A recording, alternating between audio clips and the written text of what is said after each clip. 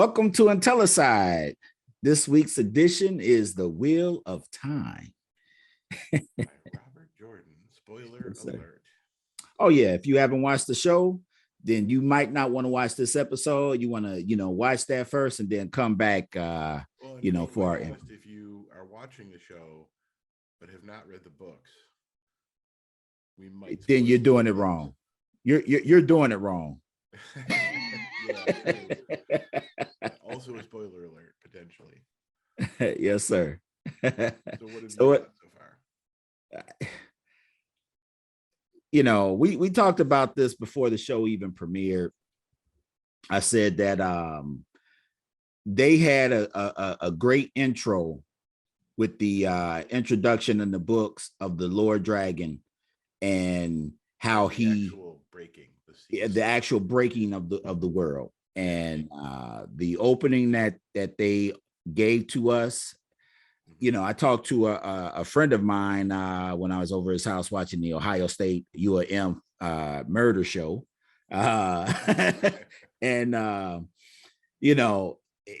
they both said, like, they had no idea what that show was about or what was going on. And I explained to them the opening in the books, and they said, oh, that made a lot more sense to us than what we received.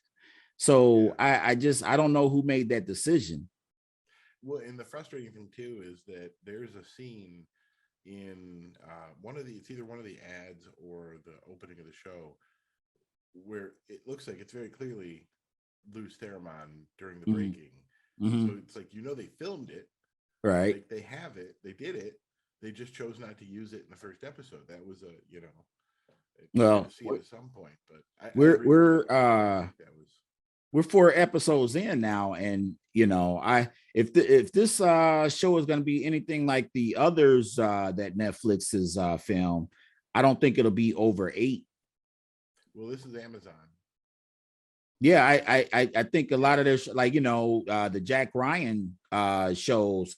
I think that series is only a few episodes. I think Hannah is only that many episodes. Okay. So we'll see, but I don't believe that it's going to be that many more episodes. You're probably right. Which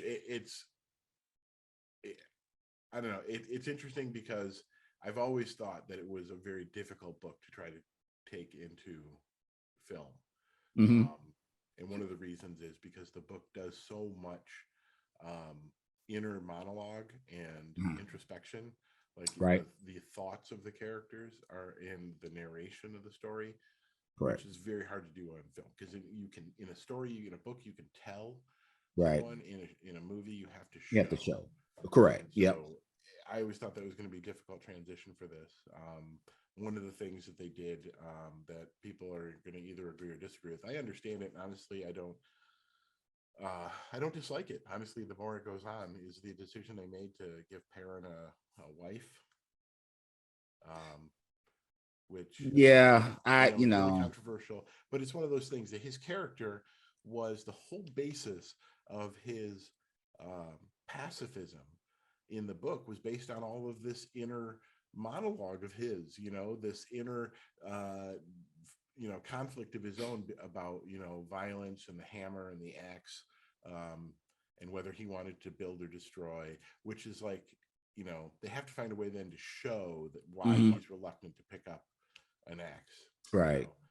Well, I mean, right, in the book or whatever, it was explained that since he was so much bigger than the kids and or the others, he didn't like using his brute force or whatever in that way. It could almost be described as being a gentle giant when you need to, versus hey, I'm the biggest, baddest man out here, I'll do what I want to. So I guess I'm indifferent towards that. The change that I really didn't like was the fact that they, and I guess in our current climate, the Me Too movement and cancel culture, where they've mentioned a couple of times that the Dragon Reborn can be a man or a woman. Mm-hmm. I don't think that they had that in the books, and if you think about it, that the ineffectiveness of a female dragon returning, the female portion of the power isn't corrupted, so it wouldn't make sense. There's no, I wouldn't say there's no danger in the presence of a female dragon reborn, but you know, like, to me, the presence of the corruption in the male portion of the power is what makes a lot of this conflict, because these men are driven mad, etc. I've been going back through and rereading the books, and in the first book, I there's a scene that I thought was interesting where he relives a bunch of his past lives. But the way they seem to describe it is like, as the wheel turns, like when they get to that point in the wheel turning, he's always Rand. He's always like the same person when the wheel gets back around. But as the wheel turns around and he has different various lives, some of those lives could be male or female. I mean, I guess it could be this in the show with Logain, where the voices in their heads are supposed to be their past lives talking to them, and they show Logain's one of his past lives as a female.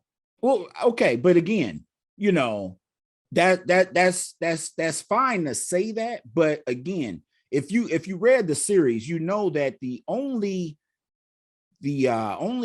real danger, or I won't say the only real danger, the utmost danger is the fact that the Dragon Reborn could kill his close friends and loved ones or whatever, as the madness increases.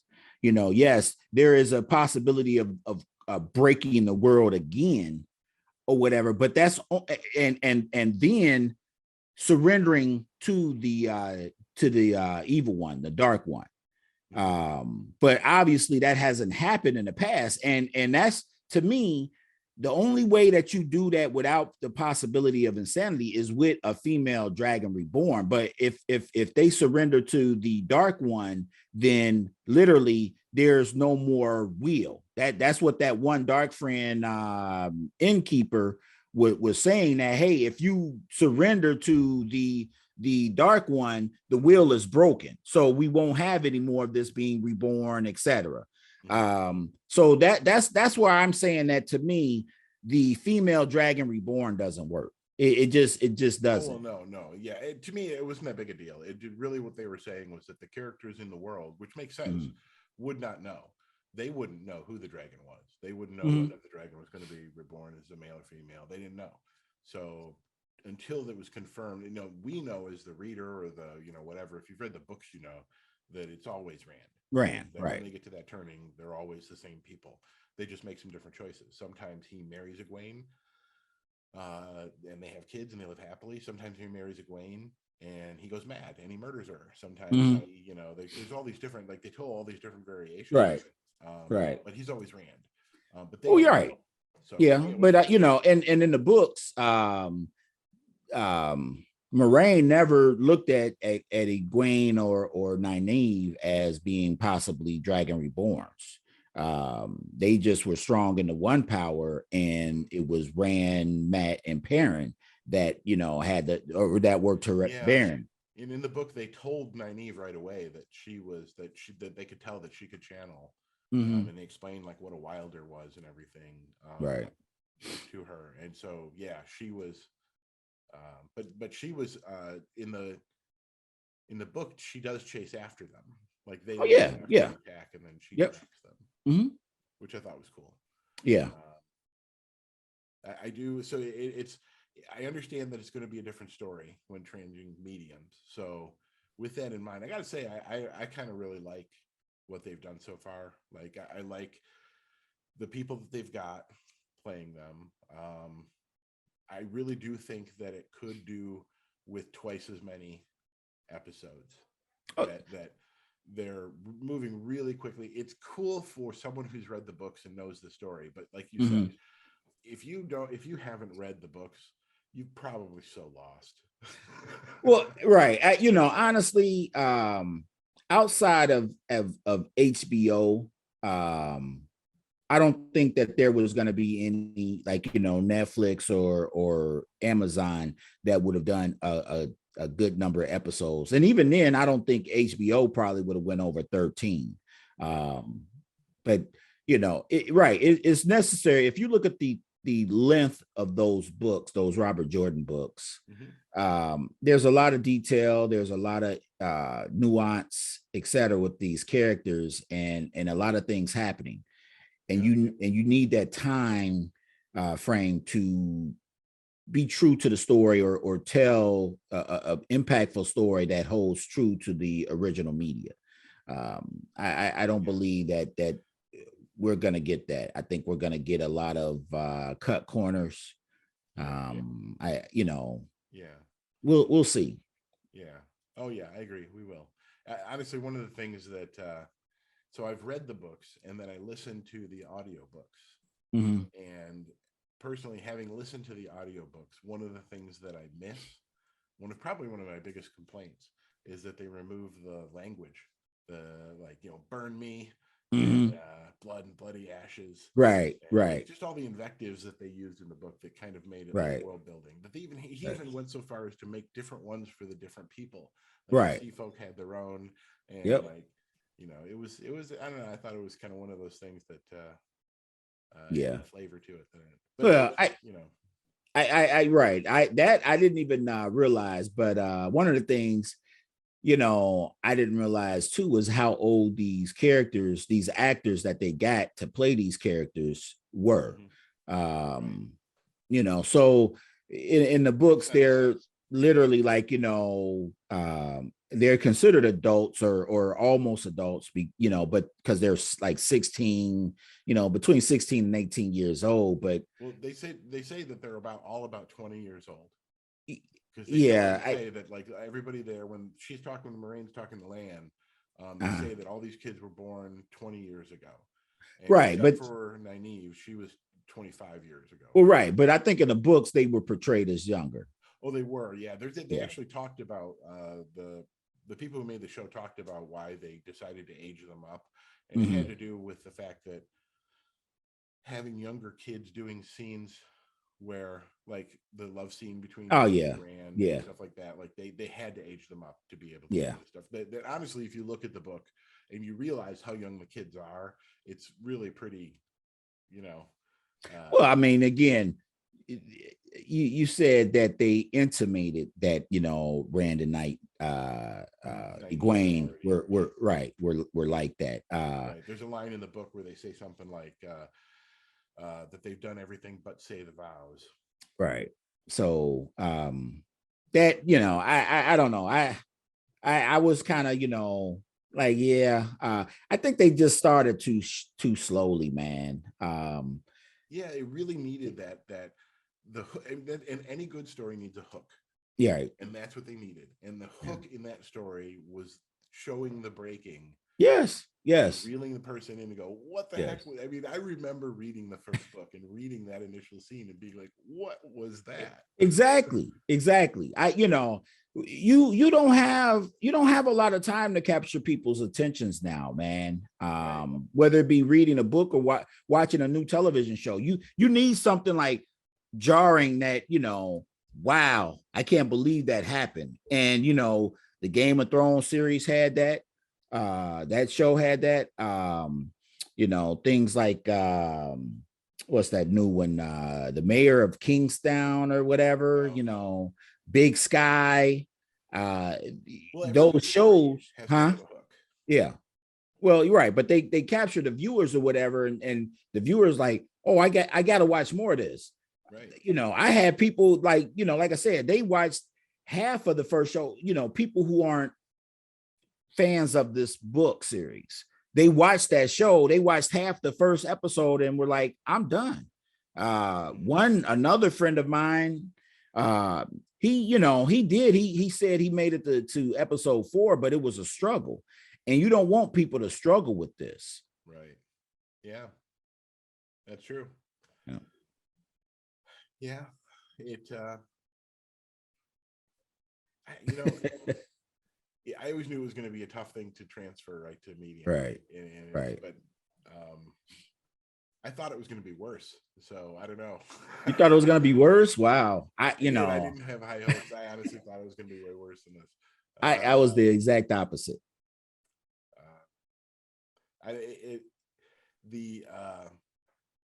The things I really like that they did really well, I think so far, have been the showing what people's motivations are, like showing each character and giving them an arc, like Nynaeve, like everybody has an arc, right? Like and that's the thing about Perrin, is they gave Perrin an arc, is that in the books, honestly, Perrin doesn't have an arc until well after he meets the guy with the wolves and all that stuff. Right. Before that, he's just kind of a tag along. Right.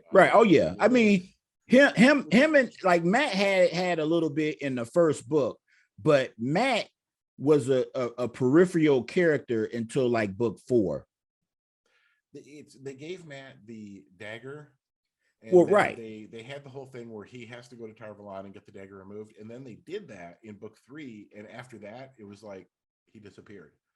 No, that's what I'm saying. That he had that happen in the series, but it was almost like, well, that's just affecting Matt. Matt cares about or Rand cares about Matt or whatever, and so we got to get this taken care of to get him to care about what we want.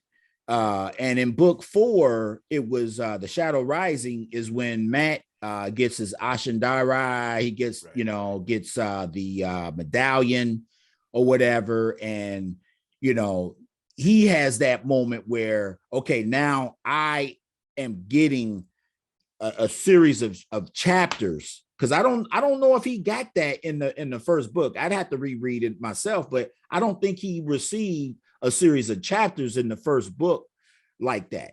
No. Yeah. Well, so I honestly like the way that they've developed his character in the TV series over the way they did in the books, where in the books, the sisters were there and the family is there, but they didn't give him that thing where he's the one caring for the sisters, right? Like right. That's his motivating arc. Right. In the TV show, I thought they did that really well. His whole thing is, I got to get back. My sisters are waiting for me. Oh yeah. He actually uses that as an excuse in the book. At one point, when he runs into, spoiler alert, he runs into King Morghese, and he uses this excuse that he has to go back to his sisters to take care of them, but it's like really insincere. I mean, he fakes it and she buys it in the book, but it's one of those things where in the book it's not really true. Like, he doesn't really need to get back to his sisters.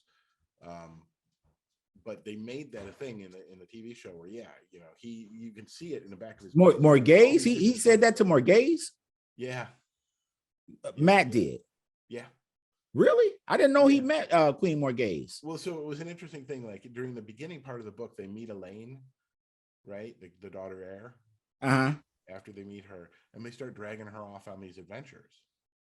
Like they decide to leave the tower. Like Nynaeve, Egwene, and Elaine decide to leave the tower and go try to find the Black Ajah by themselves. And they end up getting captured by the Shan-Chan.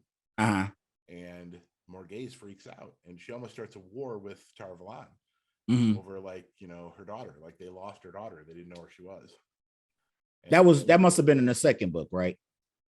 Second and third books. Okay. Yeah. Okay. And then so after Matt gets to Tar-Valon and they take the dagger, they give him a message, and Elaine gives him a message and says, "You need to get this message to my mom." So she stops freaking out, prevent a war. And that's when he goes there and he meets Morghese. But she I don't know, we're like way far afield now. Right. Well, yeah, right. This series, it's hard not to reference future events when watching this. The story so much too. Yes. One of the things that I I didn't care for either was it seemed, because you mentioned they did a lot with Perrin, more with Perrin. They did a lot more with Matt. They did a lot more with Nynaeve or whatever. Probably Egwene is not as developed as everyone else, but I would say that Rand is probably the least developed of everybody, and he's the Dragon Reborn, and he was one of the main focuses of the first book. I absolutely agree. Yeah, I totally not. By this point, he started like training with the sword with Lan, yeah, and stuff, and right.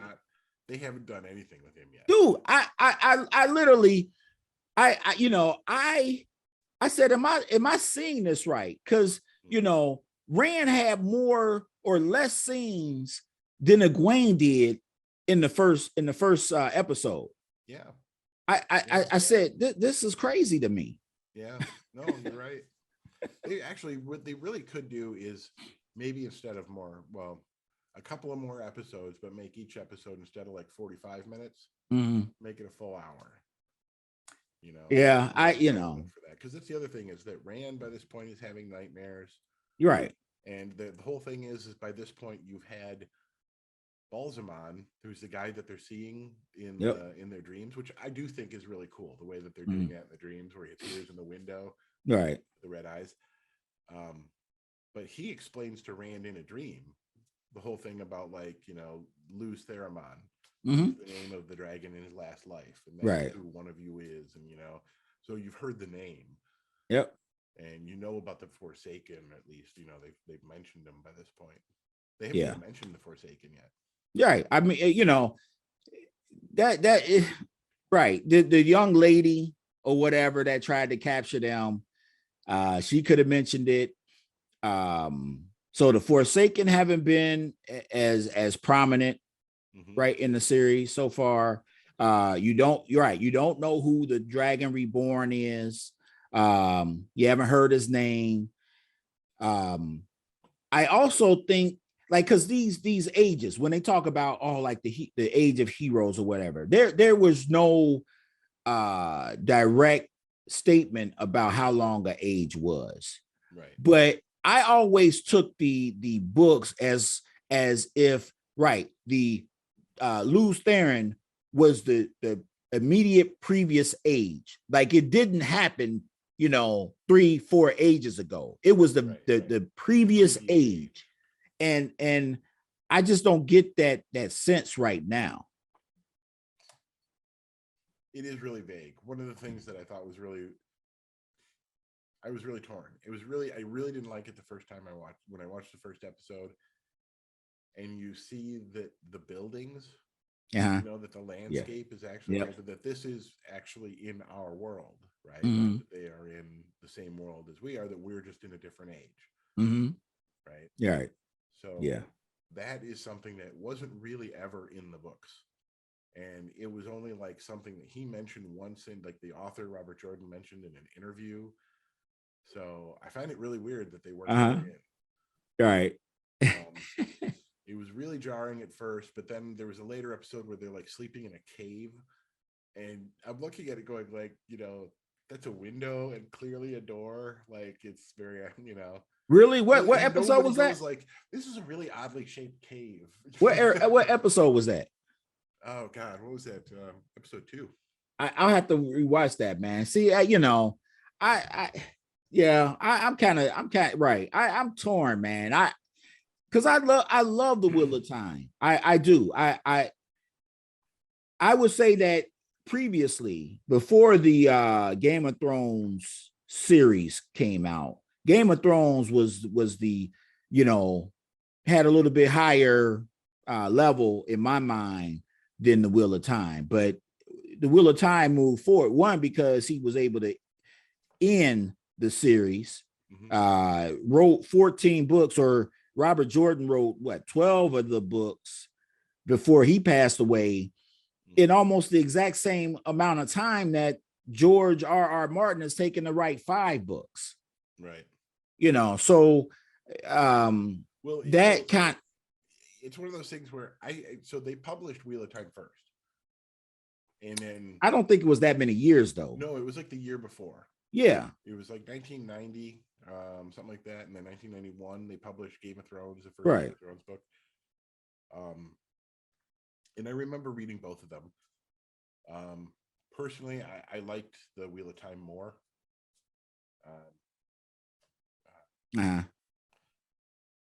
Probably because they were coming out with more books. It was one of those things that I was getting more satisfaction out of the Wheel of Time because he was just producing regularly. And it was Right. one of those things where, you know, I just eventually kept forgetting about Game of Thrones because he wasn't coming out with it. Right. Well, it was what was funny to me is I didn't pick up the Wheel of Time for a long time because at that point in my life, I refused to pick up any books that I wasn't able to get a sufficient amount of information on what the series is about on the back, you know, the little snippet that they typically put. Right. And the Wheel of Time just had the, you know, land, big image of land on the cover and Moraine riding the horse next to him. But it didn't give me enough information on the back to say like, oh yeah, this seems interesting. Actually, now that I'm thinking about it, my first experience with the Wheel of Time was actually my brother worked at the Schuler's bookstore in East Lansing at Michigan State University, and they had gotten a bunch of like advanced copies of Wheel of Time, like the Eye of the World before it came out. And so I remember he gave me a copy of it and said, and I got it for free. He gave it to me and said, you know, this is a new book that's coming out. Looks like it's going to be pretty good. I didn't know anything about it. I just read it because it was free. Right. But it was so yeah, it was one of those, you know, sometimes a book just falls in your lap that. Yeah, I mean, right. Somebody loaned the book to me. So actually, let's see, the Wheel of Time, right, came out in 1990. I think actually the Game of Thrones didn't come out until 96. Let's see.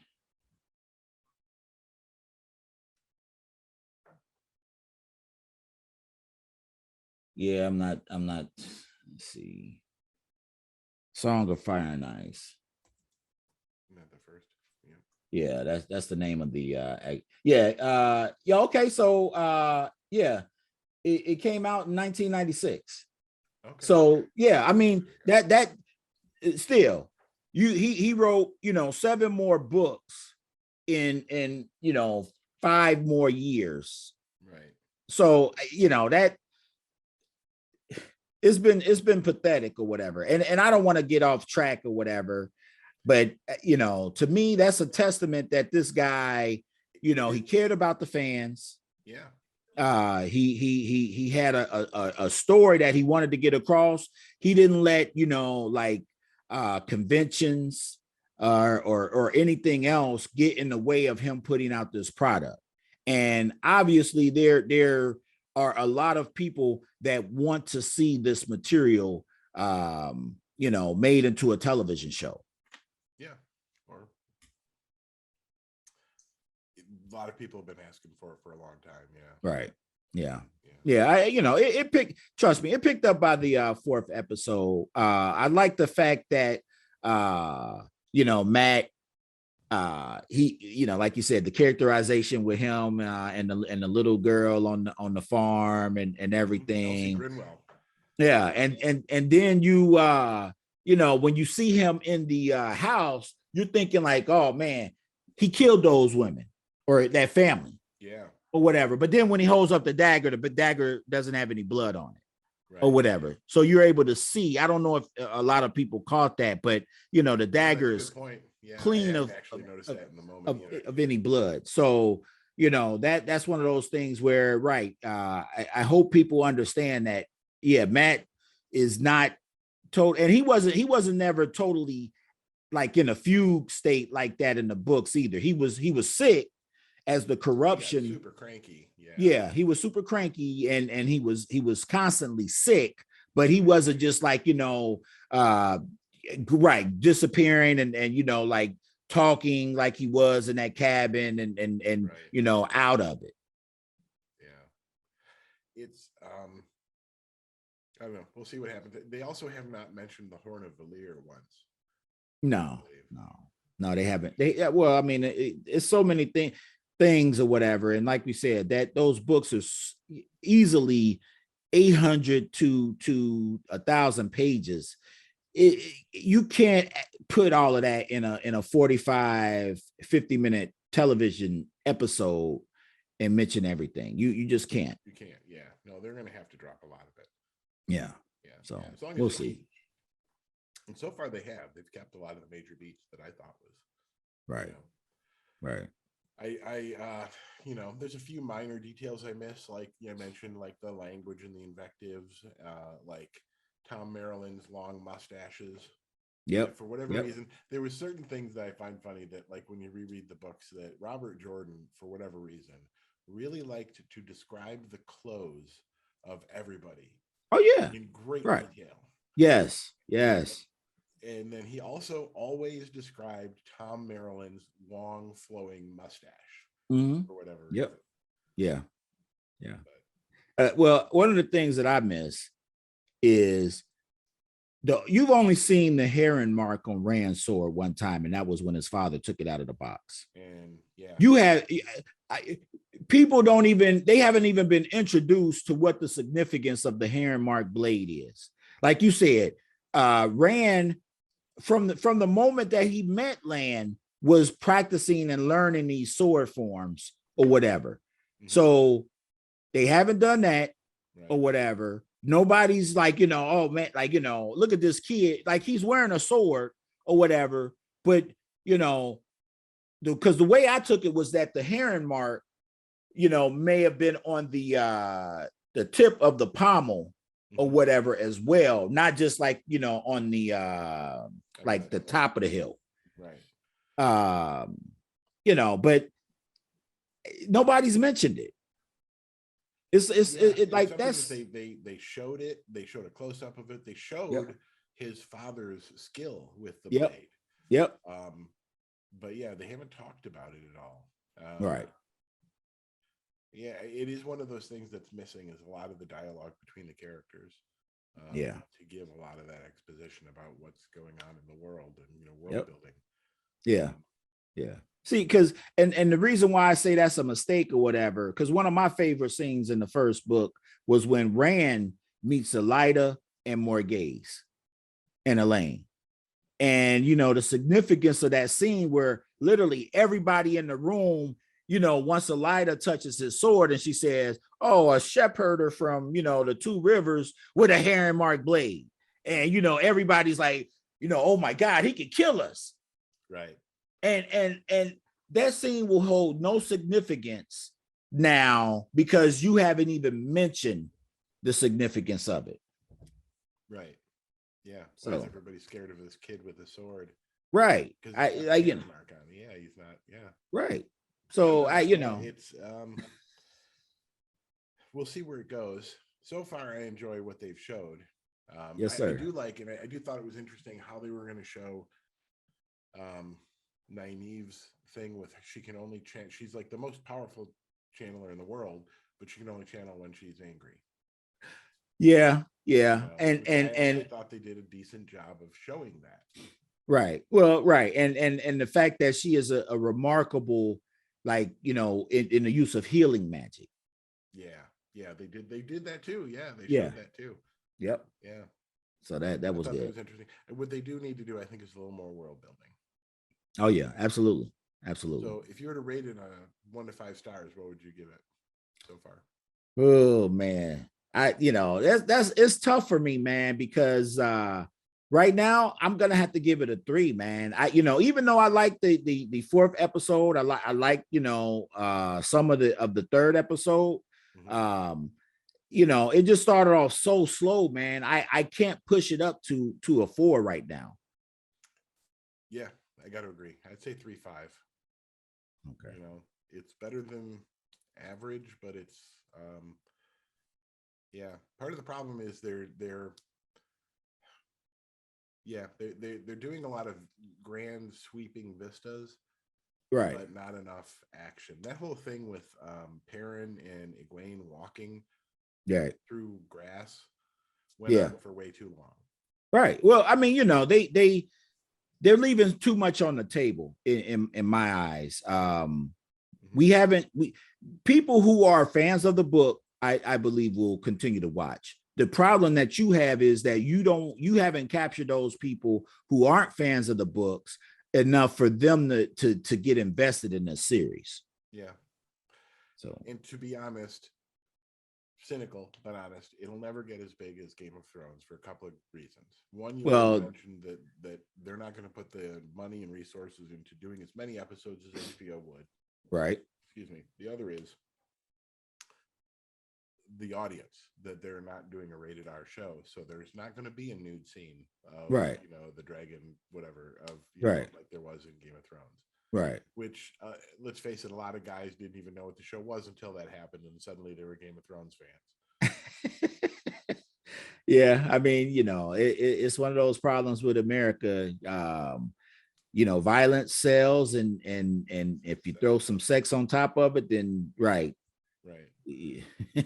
So yeah, this show is not going to be able to do that. So right, they're going to quite capture that audience. Well, right, but I mean, again, if they would have done it right, I believe that they could have significantly increased the viewership. I don't have any numbers or anything, but just word of mouth. I don't believe that is as good as it could be. Yeah, I agree. Yeah. It's probably only as well watched as it is because Amazon is so ubiquitous in their advertising throughout their whole ecosystem. So Yep. They're dog fooding it. You're right. All right.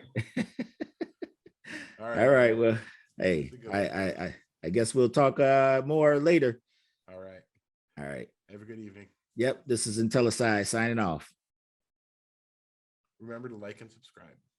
Yes, please.